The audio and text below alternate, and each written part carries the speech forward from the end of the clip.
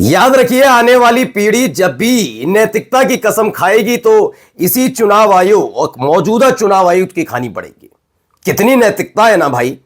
आप सोचिए, एक योजना का ऐलान होता है बिहार चुनाव से ठीक पहले, फिर चुनाव की तारीखों का ऐलान होता है, तभी अचानक से 10-10 हजार रुपए महिलाओं के खाते में आते हैं। चुनाव आयुक्त के शांति पसर जाती, कोई लेना देना नहीं। सवाल पूछते हैं वही तमाम तथाकथित राष्ट्रवादी चैनल के पत्रकार अमित शाह से कि यह ऐसे कैसे हो गया, या आपने ऐसा कैसे किया। वो आसानी से समझा देते हैं और उसके बाद सवाल करने की हिम्मत नहीं होती गोदी एंकर की कि बिहार चुनाव से ठीक पहले और खाते में पैसा चुनाव की तारीखों के ऐलान के बाद पहुंचाना क्या आचार संहिता का उल्लंघन नहीं है। इस पर सवाल करने की जहमत किसी ने नहीं उठाई। हां, अब आपको दिखाने जा रहा हूं चुनाव आचार संहिता का उल्लंघन कैसे कैसे हो सकता है चुनाव आयोग के मुताबिक, अगर वहां पर बीजेपी की सरकार नहीं है। अब आप सोचिए, योजनाओं पर रोक लगाती जाएगी, जो योजनाएं लंबे समय से चल रही हैं उन पर रोक लग सकती है, लेकिन नई योजनाएं लागू करना, पैसा तारीखों के ऐलान के बाद डालना, यह आचार संहिता का उल्लंघन कतई नहीं है।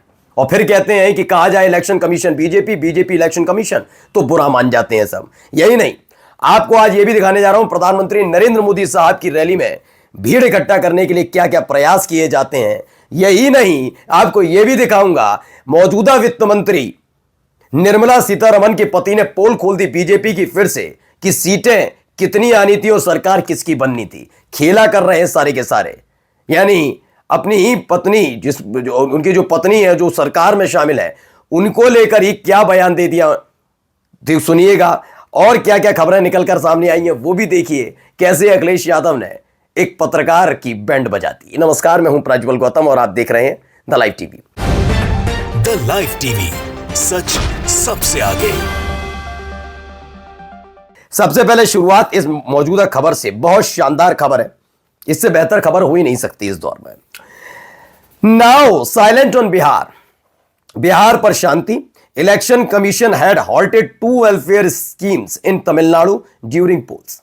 तमिलनाडु में चुनाव के दौरान 2 वेलफेयर स्कीम्स चल रही थी जो लंबे समय से चल रही थी और जिससे महिलाओं को फायदा हो रहा था, और जिसमें देखिए लिखा भी है aimed at covering 75 lakhs women, the MMRY was launched by prime minister on September 26। ठीक है, अब हुआ क्या है कि इन सब के बीच जिससे फायदा हो रहा था तमिलनाडु में लोगों को, उस वेलफेयर स्कीम को इसलिए रोक दिया क्योंकि भैया चुनाव है, और जब चुनाव होते हैं ना भैया, तो चुनाव के दौरान ऐसा नहीं होता, आचार संहिता का उल्लंघन है। लेकिन शर्त एक है, उस राज्य में बीजेपी की सरकार ना हो।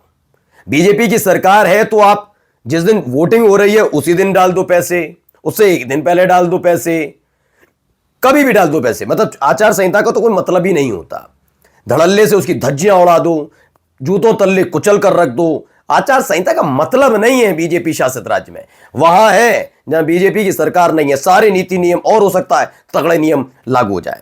इस पर साक्षी लिखती हैं, वहां इलेक्शन कमीशन वाह, लेकिन बिहार में महिलाओं के खाते में पैसे डालना जारी रहेगा। बिहार की महिलाएं परेशान ना हो, इलेक्शन कमीशन बीजेपी का है, कहा ही जाएगा ना। देखिए, इसे ही प्रशांत भूषण भी लिखते हैं, is there any doubt that election commission of India is a stooge of the BJP. इसमें अब कैसा रह गया।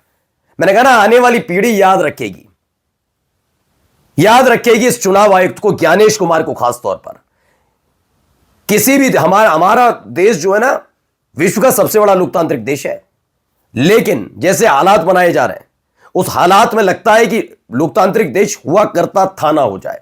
क्योंकि जिस व्यक्ति पर मोटी पगार लेकर इस देश के लोकतंत्र को जिंदा रखने की जिम्मेदारी है, वो आदमी इतना गैर जिम्मेदार है कि उस आदमी को फर्क नहीं पड़ता।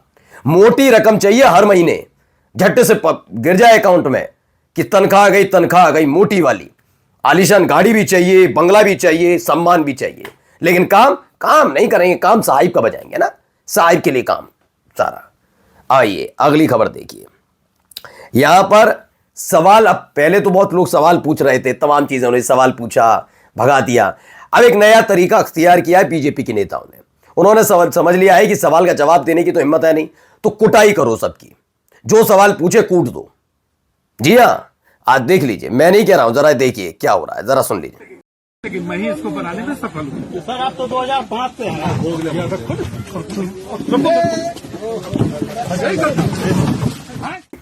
तो भाजपा के पूर्व डिप्टी सीएम मतलब बीजेपी के नेता हैं तारा किशोर प्रसाद, ये डिप्टी सीएम भी रह चुके हैं। 20 साल से सत्ता में काबिज बीजेपी नीतीश सरकार का काम पूछोगे तो मार भी खाओगे। सारी गलती पत्रकार महोदय की है। इतना ही नहीं पता कि मीडिया का भाजपा से पैसे लेकर भाजपा का गुणगान करना ही एकमात्र काम है। सब चंगासी बोलते जाओ 20 साल पहले की सरकार पर ही सारी पत्रकारिता झाड़ो और जेब भरते जाओ। यह अलग मुद्दा हो सकता है, लेकिन अभी का मसला यही है कि फर्स्ट फेज के चुनाव से पहले और फर्स्ट फेज के बाद ये बीजेपी के नेता, जेडीयू के नेता समझ गए कि बताने के लिए तो हम पे कुछ है नहीं। हां, अगर बीजेपी के नेताओं से पूछ लो तो उनके पास बताने के लिए है। घुसपैठिए, बांग्लादेशी, बस ये मत पूछो कि गृह मंत्री कौन है। अच्छा, गृह मंत्री का काम है नैनाथ, फिर ये नहीं हो सकता। फिर दूसरा, हिंदू मुसलमान, दरभंगा पहुंचो लखनऊ से 45 मिनट में, फिजूल के बयान, शहाबुद्दीन 100 शहाबुद्दीन, आनंद सिंह पर चुप्पी, आनंद मोहन पर चुप्पी, ये सब काम किए जा रहे हैं। बुर्का हलाल, माचिस झटका, ये फिजूल के बयान जिनका कोई लेना देना नहीं, वही बात करते जाइए। इसलिए उन्होंने सोचा क्या किया जाए। फजीयत रोज हो रही है तो कूट दो, या फजीयत हो ही रही है तो कूट दो सवाल पूछने वाले को। आइए अगली खबर देखिए। यहां पर कार्यक्रम चल रहा है, आवाज जरूर पहचानिएगा किसकी आवाज है। देखिए पूरा कार्यक्रम।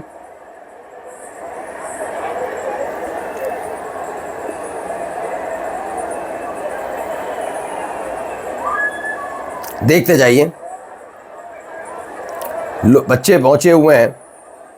अब है क्या, आज देहरादून में पीएम मोदी के कार्यक्रम में भीड़ जुटाने के लिए प्रदेश की भाजपा सरकार और संगठन दोनों का विश्वास जख्मी हुआ दिखा।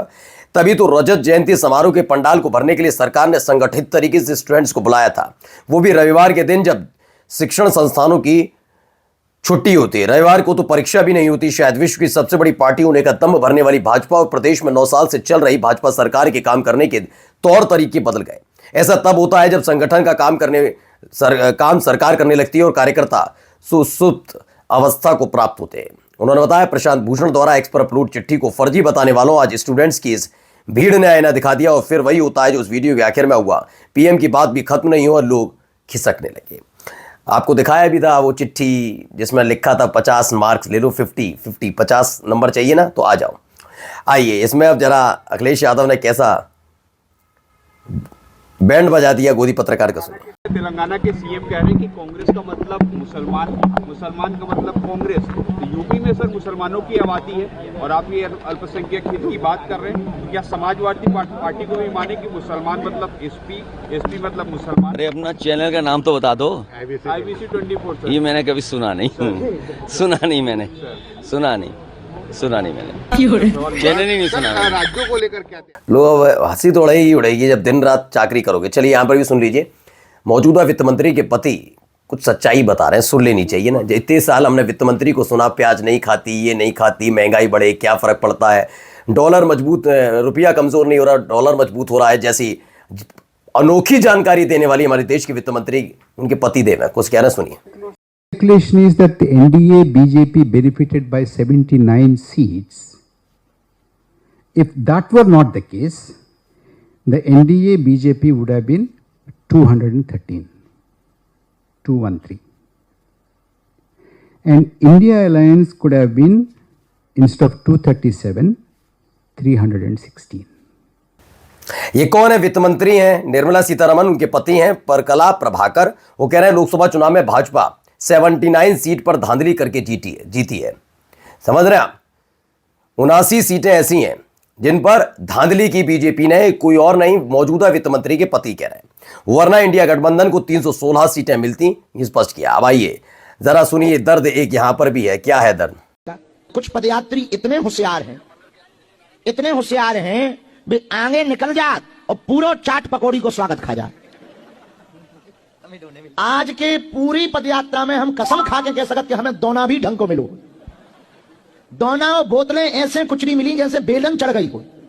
तो हमने पूछा यहां इतने दोना क्यों डले? बोले यहां समोसा आधारित थे। अब आप समझ रहे हैं, ये हिंदू राष्ट्र के लिए पदयात्रा निकाल रहे थे, खुद परेशान है। देखिए देश की परेशानी भी तो ये है ना, खाना, रोजगार, ये है दिक्कत, लेकिन लोगों को फर्क कहाँ पड़ता है ना। अब पता लग रहा होगा बाबा को कि ये हिंदू राष्ट्र बनाने चले थे, पहले खाने पीने की व्यवस्था हिंदुओं के लिए ही कर दें, मुसलमानों को तो छोड़ ही दीजिए। खैर यहाँ पर देखिए एक और दिक्कत पैदा हो गई है।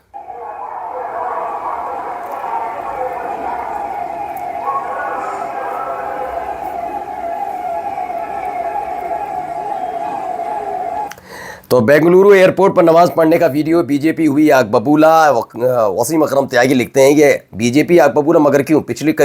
अभी पिछले दिनों एयरपोर्ट पर गरबा खेला जा रहा था, तब बीजेपी आग बबूला क्यों नहीं हुई? जब ट्रेन में, हवाई अड्डे पर, रेलवे स्टेशन पर विशेष गीत गाए जा रहे होते हैं, तब बीजेपी आग बबूला नहीं होती। नमाज अता करने से आग बबूला होना शैतान का काम है।